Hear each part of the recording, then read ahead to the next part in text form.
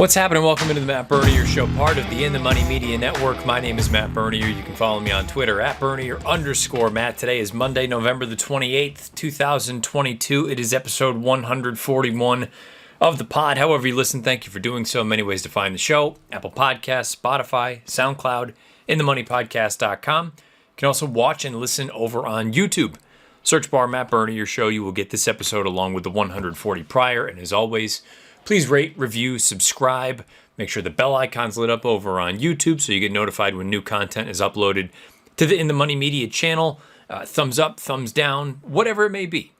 All the interactions and all the feedback that we can get, not just for this show, but all the other ones, part of the In the Money Media Network, better off for us. And in turn, better off, hopefully, for the listeners and the viewers. Because we can then spin that off to advertisers and we can get feedback about what kind of content all of you want to listen to. Especially this time of year where things are a little bit quieter. I feel like this is the time where most people take a little bit of a breath. I know Gulfstream is getting ramped up, getting ready to go. Santa Anita is not going to be far away, opening day, day after Christmas. But this period, I think we all get to take a little bit of a breath. Or at least I thought, anyway. This week's show, we're going to wrap up with looking at NFL Week 13. And the only other thing that this show will be this week is sort of just thinking of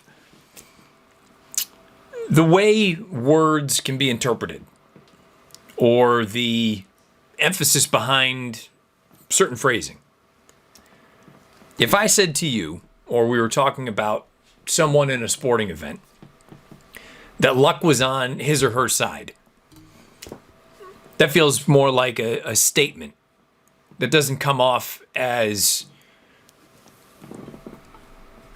I don't want to say an excuse, but it doesn't come off as sort of an accusation or accusation is not the right word. I'm trying to say it's not a negative connotation.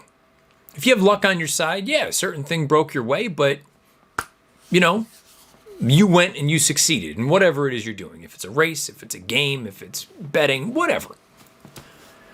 But if you just change a few words, going from luck was on his or her side to he or she got lucky, then, at least in my eyes, and let me know if the listeners and the viewers, if you all disagree with this notion or thought beneath the video player on YouTube or on Twitter. If someone says that this person or this individual got lucky, to me it comes off as you're saying, yeah, sure, you won, but did you really? And it becomes a bit of a negative connotation. It almost implies that the only reason somebody found or had success is because luck happened to be on their side, but it comes off in a very different way using different words. And the only reason I bring all this up is because of Rich Strike. Now, Rich Strike finishes last in a field of 6, I believe it was, in the Clark on Black Friday at Churchill Downs. He emerges from the race with a throat infection, which I'm sure many people will completely disregard. But as trainer Eric Reed said, not looking to make excuses. It just is what it is. He came out of it and he was sick. But I couldn't help but notice, I've tried to stay off social for a bit here, but I still go on and see the happenings. And the sort of the same discussion that we all had or people had post Kentucky Derby came up again. And not just from one or two people. I saw it in many, many different aspects about Rich Strike and how he was never that good to begin with. He's extremely good. His resume makes him champion 3-year-old. His resume makes him a borderline finalist, but probably not even a finalist. I mean, it ran the gambit. And you sit back and you watch and you just kind of see how things unfold and what people say and what people's feelings and thoughts are. And it made me think, well, let's take a look at this horse a little bit more. Rich Strike has an overall record of 13 starts, 2 victories, a second, and 3 third-place finishes.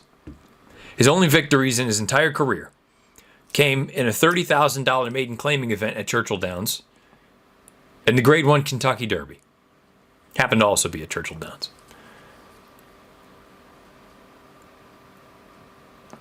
At face value, 2 for 13 doesn't sound great for a Grade 1 caliber runner. Makes you think he is a notch or two below. But then when you consider he's a 3-year-old, you consider that he won the most prestigious race, some would say in the country, some might even argue the world. I think both of those are a little bit crazy, but that's just my opinion. I don't think a 3-year-old restricted race should be the marquee event for any, but neither here nor there. But then talk of champion 3-year-old. And winning the Kentucky Derby alone solidifies him as a finalist, a candidate to win this year-end award. And I look at it, and I don't think it's that simple. I don't think one race should matter as much as it does. But then many people will argue that the Breeders' Cup itself should not matter that much because it's one race. And why should that have such heavy impact or implications in terms of year-end awards? My argument there would be, in most cases, you're taking on the best of the best. In the Kentucky Derby, that's not the case. You're only taking on the 3-year-olds at that time of year who have qualified for the race.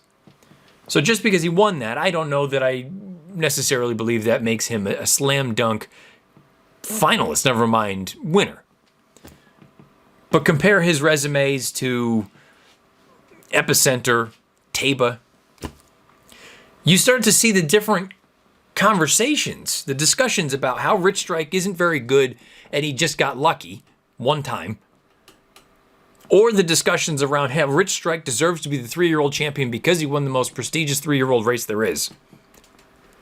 Or then you have my opinion that is not nearly as sexy and not nearly as fun, I'm sure, for most people. That Rich Strike is a very good horse, very solid horse, and he had luck on his side. And it happened to be in the biggest race that he had, or we all have, for 3-year-olds. I'm not sitting here saying he deserves to be 3-year-old champion. In fact, I'm saying he shouldn't be, given his resume, especially when you compare it to Epicenter and Taba. Again, Rich Strike, purely from victory standpoint, he has won the Kentucky Derby and a maiden claiming event. Epicenter won the Grade 1 Travers, the Grade 2 Jim Dandy, the Grade 2 Louisiana Derby, the Grade 2 Risen Star. Taba won the Grade 1 Santa Anita Derby, the Grade 1 Pennsylvania Derby, and he finished 3rd in the Breeders' Cup Classic. Hell, add Cyberknife to the mix. He won the Grade 1 Arkansas Derby, the Grade 1 Haskell, the Grade 3 Matt Winn. He finished 2nd in the Breeders' Cup Dirt Mile. But while those resumes, in my eyes, all 3 of them are stronger than Rich Strike's, it also couldn't be farther from the argument that some have made that he's a complete bum and he can't run. And he just had all the stars align one day. He finished 4th in the Travers, 4th in the Breeders' Cup Classic, 3rd in a Grade 3 on synthetic, and he was beaten, a nose in a Grade 2 against older horses. So to suggest that he's a complete bum, I think is so stupid.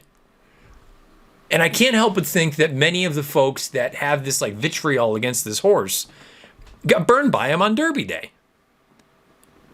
And whether they would admit it or not, there is this element of he beat me, so I'm always. Some people, I don't know why, a horse has never done anything to you other than go out and run around in an oval. And he's never even done that to you. You've just been a spectator. You've watched him and bet on him. But some people hold things against players. I've got a World Cup game on right now. If so-and-so does something and it ends up affecting you, if you're a fan or you've bet on it, then all of a sudden they become public enemy number 1 in your eyes. And I can't help but think that's a little bit of what it is with this horse. Because the truth of the matter is, it is the rags to riches kind of story that we all chomp at the bit for. But then once it's here, many people then start to want to say, well, it's not that neat, or it's not that cool, or it's not that fun, or it's not this, that, or the other. He's not that good, X, Y, and Z. People like to have their cake and eat it too, which is, it doesn't work like that. You can also be objective about it and say luck was on his side that day, but he's also run really well in some of these other races. And no, he's yet to win. He hasn't won one of them. But that doesn't mean that he's incapable, especially when you look at some of the speed figures that he's run and earned. He's a horse that is capable, given the right setup, that he could win a race. Probably the longer the better. 1.125 miles, 1.25 miles. So I'm thinking of recent, 3-year-old champions. I've got the list up. I see Essential Quality, Authentic, Maximum Security, Justify, West Coast, Arrogate, American Pharoah, California Chrome, Will Take Charge. I'll have another Animal Kingdom. Looking at Lucky, Summerbird, Big Brown, Curlin, Bernardini. I mean, you just keep going on and on. And they're all, most of them, I don't want to say all, most of them are proper elite grade 1 talents. And this year, you're probably going to get your 3-year-old champion being an above average talent. I don't know that I'm going to sit here and say that any one of them is elite. I mean, they all have an opportunity to prove that, but as 3-year-olds, purely as 3-year-olds, I don't know how many of them were necessarily elite in the bigger picture. But then I started looking through these names and I'm going, well, all right. I mean, is Rich Strike? There really aren't any similarities from a past performance standpoint with any of the 3-year-old champions. But then it just made me think, like, well, who does he remind me of? Who does he line up with? A horse that is competitive in a lot of these races. He's fast. He's not overly fast. He has no early speed. He loses a lot more than he wins, but he's probably better than people give him stick for. And his claim to fame, many people say, you just got lucky, and say it in a negative light, as opposed to luck was on their side and they took advantage of it and won. And you start hearing all those, and I'm saying them to myself in my head, and I go, there is one horse, and I pull up his past performances. And you have to go back a few years. He last ran in 2017. And you know what? I'll be honest. He was a horse I was never a big fan of. Early on a 3-year-old, he was. And as time went on, I just kind of looked at him and said, he is what he is. And I kind of feel like that's what Rich Strike is going to end up being for me. He is what he is. He's a good horse. But his lack of speed and his, let's say, solid speed figures, but not overwhelming speed figures, and his need for, I would think, long distances are all going to make him very difficult to bet on at short numbers. And short numbers are going to probably be few and far between for this horse. But Rich Strike is Keen Ice. That's my conclusion. Keen Ice raced 24 times in his career. He won 3. He finished second 4 times. He finished third 5 times. He has no early pace whatsoever. He has a career best Beyer speed figure of 106. He earned that twice. Rich Strike has already earned a career best Beyer of 106. I think that's probably what he is. Keen Ice finished 3rd and 4th in the Breeders' Cup Classic on 2 occasions. Rich Strike's already finished 4th in a Breeders' Cup Classic. Keen Ice broke his maiden at Churchill Downs in a 1-turn mile, as did Rich Strike. The difference is Rich Strike was in a maiden claimer. This horse, Keen Ice, was in a maiden special weight. His only other victories came at 1.25 miles. In 2017, he won the Suburban at 10 furlongs. Again, Rich Strike's other victory, 10 furlongs, Kentucky Derby. But the real reason that you can draw the parallels between the two, in my eyes anyway, and let me know if you agree or disagree, his claim to fame is winning the Grade 1 Travers in 2015. He defeats American Pharoah in a race that Pharoah dueled with Frosted through the interior fractions. He put Frosted away and he got run down late by Keen Ice. Think back to that Kentucky Derby. Epicenter moves a little early. He puts away all the other pace pressure. Zandon's coming up to him. Zandon doesn't quite finish. Here comes Rich Strike. Epicenter plays the American Pharoah role in this spot. Was Keen Ice lucky to win the Travers, or was luck on his side? And the reason I phrase it that way for both this horse and for Rich Strike in the Derby, every other closer in those two races had the same setup. Every other one. And these are the two horses that won. So you can say that maybe luck was on their side. Certainly luck was on their side. They had advantageous pace scenarios to run at, but as did every other horse that rallied from off of it.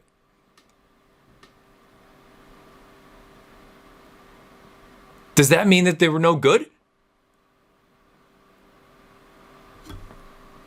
I guess it's all in the eye of the beholder. To me, they're both good, solid horses. Neither of them are going to be Hall of Famers. Keen Ice won't be. I don't believe Rich Strike will be. But they both hold spots in racing history.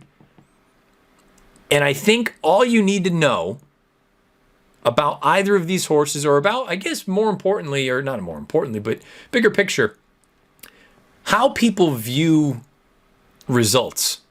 I always talk about don't get so result oriented, because then that can throw you completely, in a tailspin. You saw me a few weeks ago post Breeders' Cup.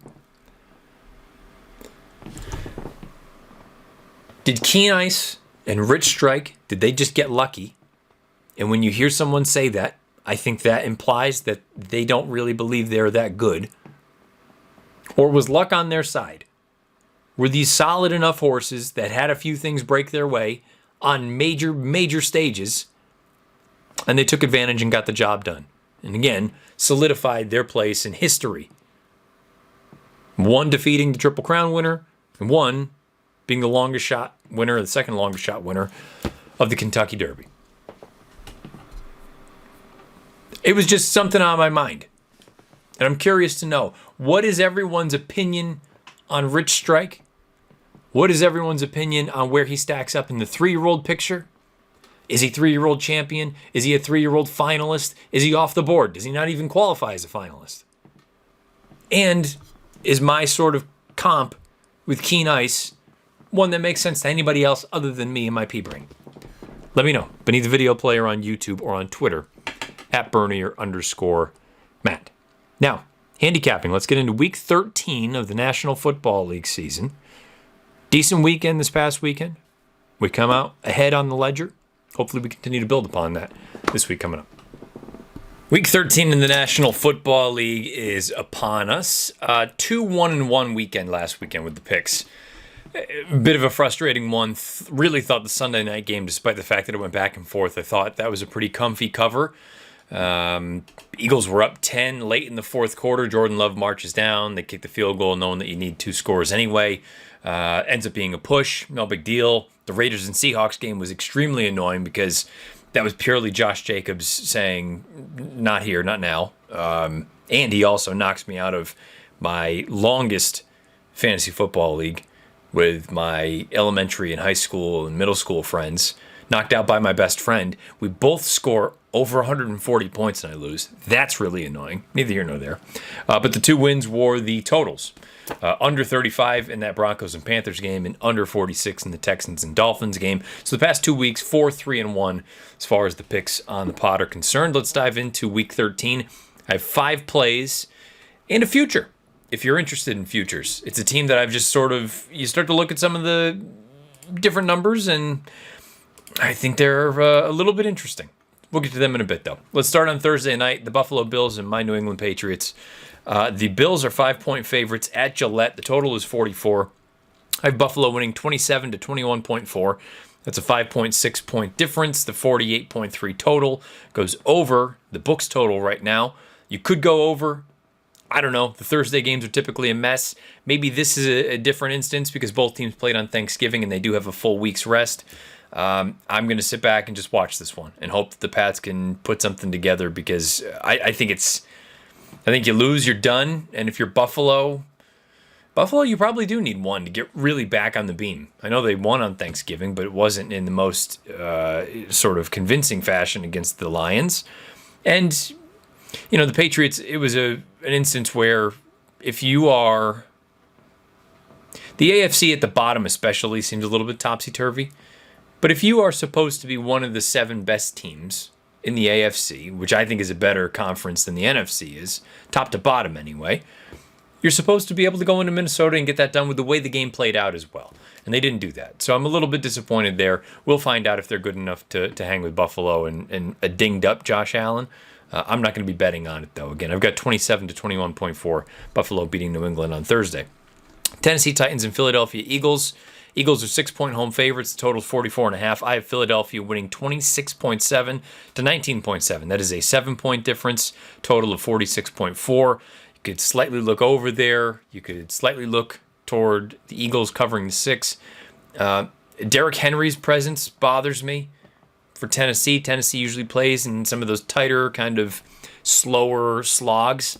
I wonder if that could hurt Philadelphia a little bit stylistically. It's a game that I don't want to have any part of. One game that I had considered getting involved in, Washington Commanders, New York Giants. The Giants are 2-point home dogs. The Commanders are 2-point favorites on the road in New York. The total is 40.5. It could be rainy. It could be a little bit gusty based on the extended forecast. I have this basically as a pick. I have Washington as 0.1 point favorites, winning 19.6 to 19.5. You could play the Giants getting the points at home. I have that coming in 54% of the time. There's a slight edge there, slight positive EV. You could also play a teaser, which I don't typically recommend, but you move that to New York +8. You move the total to 46.5 for the under. That goes to -120. I have that coming in 52% of the time. So, it's actually not really truly great value. It's actually a bit of an underlay. But if you're really just inclined to make a play, that could be an option for you. I think if you really, really are hell-bent on making a play in the game, I would take the points on the home team. But I understand that that's a little bit of a dicey proposition. The Giants, a bit of the luster has come and gone.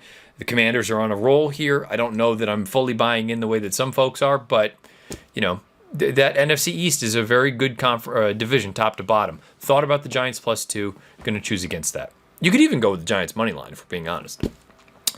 The other New York team, this is one of the plays. New York Jets at the Minnesota Vikings. Vikings are 3-point home favorites. Total is 46. I have Minnesota winning 22.5 to 21.8. That's a 0.7 point differential in favor of the Vikings. But with the way those numbers shake out, you could play the Jets +3. DraftKings right now, that's at -115. I have that happening 60.6% of the time. Translates to odds of -154.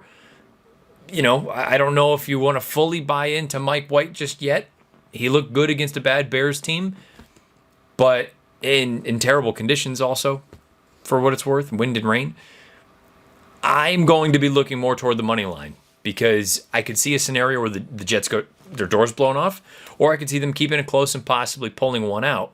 And I'm more interested in taking the Jets at +140 on the money line, which I have happening 48.6% of the time, translates odds of +106. So you're getting a pretty fair overlay there, rather than just hope that they keep it close, knowing full well that for many reasons, Minnesota, they're not bums. Knowing full well that this could be a game that it's either a blowout in favor of Minnesota, or maybe it is close. But if it's close, I think the Jets have a fair chance of winning. So that's why I'm going to go with the plus money at +140. So one of the plays this week is going to be the Jets on the road to beat the Vikings outright at +140. I have that happening 48.6% of the time. Denver Broncos at the Baltimore Ravens. The Ravens are 8.5-point home favorites. The total is 38. Any game where the Broncos are playing, you're going to have a low total. That's just the way things are going to go from here on out. I have Baltimore winning 25.2 to 13.0. That's a 12.2 point difference. The total of 38.2, spot on. I have no interest in that right there. The numbers say it makes sense to lay the points with the Ravens at home. But I said it last week. I like Baltimore. I think they're good. I think there's plenty to like there. And this, we'll get to the team that I'm actually thinking about making a bit of a future bet on in a bit. But the difference between that team that I was just alluding to and this Ravens team, who I still think I think most of the pieces are there. Maybe not every single one of them. Maybe they don't have really the outside weapons necessary to win a Super Bowl or even win an AFC championship. But the problem is their inability to close. It's inarguable at this point. You can't lie about the fact that they've had so many instances. I think they've been ahead in almost every one of their losses in the fourth quarter, and they just continue to find ways to lose games at the bitter end. And I said it last week that the Baltimore-Jacksonville game, you could play Baltimore -4, but I think Jacksonville's a little bit plucky, a little bit, frisky.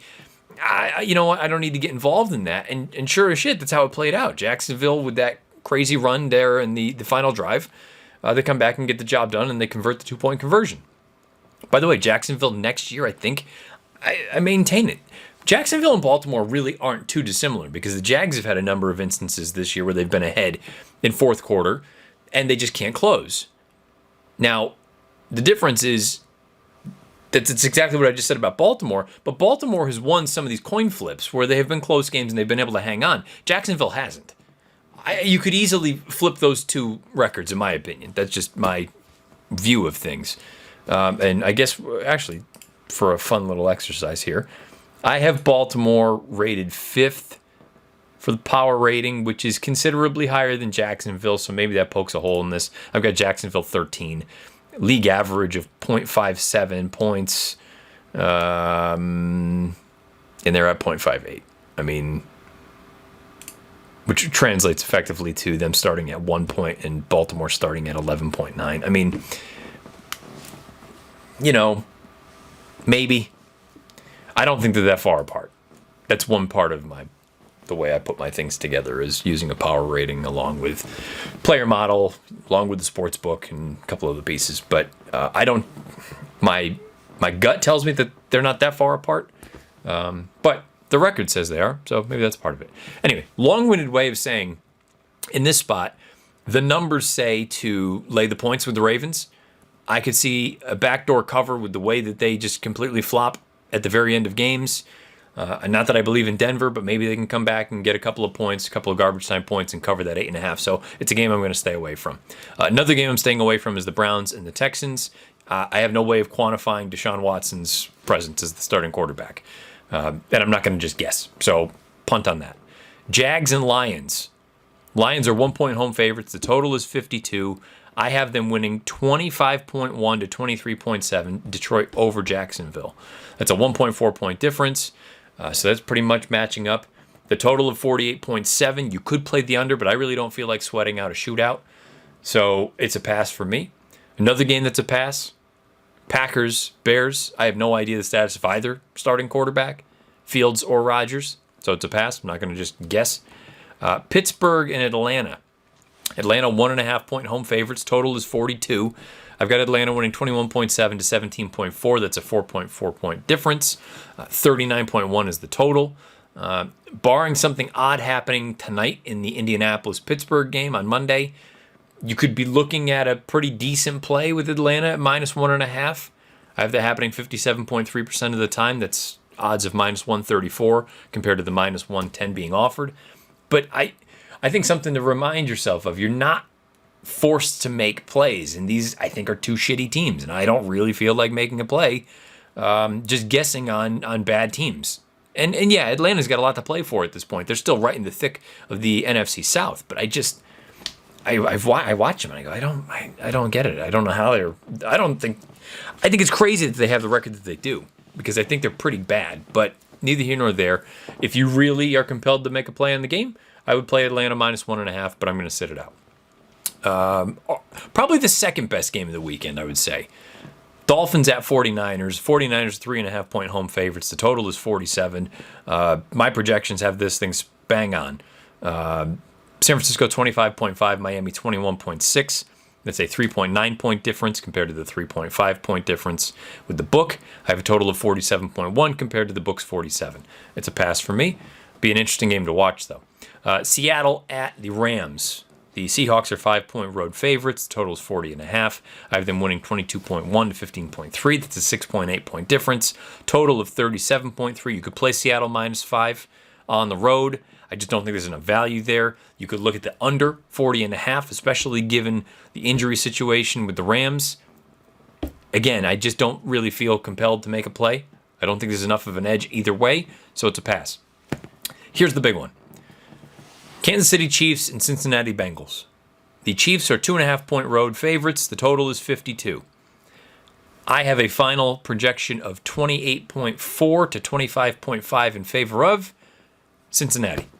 So I have Cincinnati as a 2.9-point favorite. They are a 2.5-point home dog. The total of 53.9. It's more than the 52 the book is offering right now. I don't see any real edge there. But this is kind of the crux of everything. You look for those overlays. You look for areas that you believe you've got an edge. And this is one where I'll go down with the ship. I have Cincinnati being a better team right now than Kansas City. Maybe not in the power ratings. Power ratings, I think they're like separated by 3. Separated by 2. And in terms of actual points, how does that boil down to? 1.2 point difference between the Chiefs and the Bengals. The Chiefs, you look at some of their wins. They have pulled some stuff out of their rear end multiple times this year. They've been involved in close games. And if the Rams were in better health and in better shape, and let's just call a spade, a better team, that game on Sunday afternoon is probably a lot closer. Because Kansas City was just kind of sloppy. They didn't really put the game away until late in the fourth quarter. Now they're going to take on a Cincinnati team that I think Cincinnati is on the upward trajectory as opposed to some of these other teams which may be trending downward. You're going to get Jamar Chase back. I don't know if it'll be this week or in the future. But I like Cincinnati plus 2.5. Take the points at minus 110. I have them covering that 63.9% of the time. Translates to odds of minus 177. So that's certainly a smash play. Cincinnati money line plus 120. I have them winning outright 57.1% of the time. Translates to odds of minus 133. That's a smash spot. And then the tease from earlier, I'm going to bet the Bengals to win the AFC. They're 10-1 right now. You look at some of these other teams that are involved. Buffalo, if they are perfectly healthy, I think they're the best team. But Josh Allen's looked a little bit shaky lately. And they've got to figure out a way to win the East. Miami's right there. The Jets are right there. If they lose Thursday to New England, all of a sudden, that whole division is, who knows how it's going to shake out. And I think Buffalo not having home field is a major difference than them having to go on the road. I know that's stating the obvious. But for a team like the Bills, I just don't love the way, I think they're still the team to beat, arguably. But I just don't love them as a prohibitive favorite. And I guess the Chiefs now technically are the favorite. But I just made my case with Kansas City. I mean, they've had their moments where, yeah, they keep winning games, and maybe they deserve credit for that. They certainly deserve credit for it. But I don't know that I look at them and say they're absolutely slam dunk, pencil them in, let's move on. The Bengals team, as long as that offensive line can stand up in front of Burrow, give him some time, you have all the weapons you need outside. They've found some sort of a run game. I mean, Samaje Perine's name is popping up left and right, ripping off big runs. The defense is fine, especially the secondary, fine, good enough. You know, they're probably going to need to win track meets. That's what this team is kind of built on. They're built on high-powered offense. And they played in the Super Bowl last year. I think Cincinnati, who I thought at the beginning of the season was broken. I had my college buddies texting back and forth. I'm like, they suck. They just don't have it. I don't know what's wrong. Those first probably 4 or 5 weeks of the season. And then it slowly started coming together. I think they're on the upswing, not the downswing. I've got a lot going in with Cincinnati this week and going forward. The Chargers and the Raiders. Chargers are 2-point road favorites. Total is 51. I have this game 22.5 to 22.5. It's a pick. No say one way or the other. But from a play standpoint, I have a projection of 45 for a total, which is 6 points below the 51 being offered right now. This may be a bit of a sweaty one, but I have under 51 coming in 61.6% of the time. 63.6% of the time. Odds of minus 175 compared to minus 110. That's going to be a play for me. Under 51 in the Chargers-Raiders game. Sunday night, the Colts and the Cowboys. This one could change a little bit depending on what happens on Monday, but truth be told, barring an injury to Jonathan Taylor, whether it's Matt Ryan or Sam Ehlinger or whomever, I mean, I don't think it really makes a big difference for the Colts. And the Cowboys, they're going to be coming into this. The Colts are going to be on short rest. The Cowboys are going to be coming in on 10 days. and I guess call it 10 plus because it's going to be Thursday midday to Sunday night. I have Dallas winning 28.9 to 14.1. That's a 14.8 point difference. The total of 43 compared to the 44 being offered right now. No real edge there, but I'm going to be betting Dallas -9. I know it's a big number, but I think one of the things too, though, that, last week I had said it, and I've said it to a few different people now. Betting on football, I think, is just so volatile.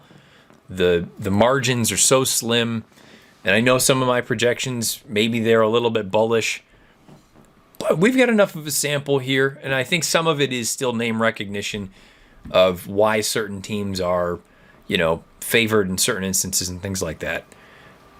But on paper, there's really not much to suggest that Indianapolis should be able to keep it close with Dallas. And I'm not fully buying into the Cowboys yet. I know some people are absolutely slobbering all over them, saying that they are, a lock to get to the conference championship. Maybe they are, but I'd like to see Dak do it really on a big stage, which he hasn't proven he really truly can yet. But neither here nor there, a Sunday night game at home against Indianapolis when you need to keep winning because that NFC East keeps winning. I think the Cowboys are going to cover that number, and I think they do it relatively comfortably. So lay the 9 points with the Cowboys while you can, because especially if somebody gets hurt from the Colts, somebody important on Monday night, that number's only going to get bigger, in my opinion. I'd be very surprised if it didn't. So I'm going to lay the 9 with Dallas. And then on Monday, a game that I could not care less about, although it's an important game. New Orleans Saints, Tampa Bay Buccaneers. The Bucs are 3.5 point home favorites. The total is 40. I have Tampa Bay winning 20.1 to 17.0. That's a 3.1 point difference. Total of 37.1. You could go under. I just don't trust either teams. I think they're both bad. I'm done with the whole Tampa. Tampa keeps getting credit for really doing nothing. They have names on their team. They have not done anything on the field to suggest that they're a good team. I don't see it. I have Tampa rated 18th. Purely from a power rating standpoint. I just don't see it. But that's just my opinion. Let me know what your thoughts are beneath the video player on YouTube or on Twitter at Bernier_Matt to recap the 5 plays for this week. Jets at Vikings. Jets money line plus 140. Chiefs at Bengals. Bengals plus 2.5 at -110. Bengals money line at plus 120. Chargers at Raiders under 51 at -110. Colts at Cowboys. Cowboys -9 at -110. And if you're interested in futures, I'm going to be betting the Bengals to win the American Football Conference at odds of 10 to 1. I guess you could also look at Super Bowl. They're 18 to 1, but maybe. I don't know. I got to think about that one. I will be betting 10 to 1 though for the AFC. Again, thoughts, feelings, anything. Beneath the video player on YouTube or on Twitter at Bernier_Matt.